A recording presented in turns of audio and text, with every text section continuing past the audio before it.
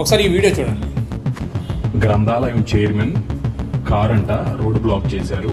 Private function ఉండి జనం తిరగబడ్డారు.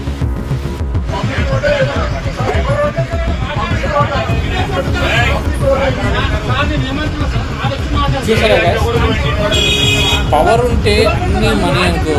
Social media నడుస్తుంది, సోషల్ మీడియా జమనే నడుస్తుంది. ఎవరో శ్రీనివాస్ హరిసూరి అనే ప్రొఫైల్ ఐడిలో వీడియో నాకు దొరికింది. సోషల్ మీడియా అని చెప్పొచ్చు. ఇక గ్రంథాలయ చైర్మన్ కారుతో రోడ్ బ్లాక్ చేస్తుంది. అక్కడ జరిగిన సంఘటన అంటే రోడ్ అంతా జామ్ అయిపోయింది.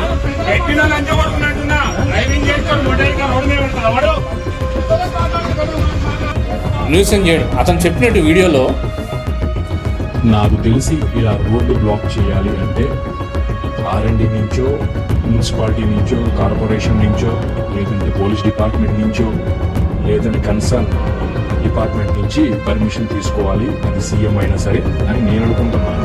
ఒక ఫంక్షన్ కోసం ఇలా రోడ్ బ్లాక్ చేయడం ఎంతవరకు కరెక్ట్?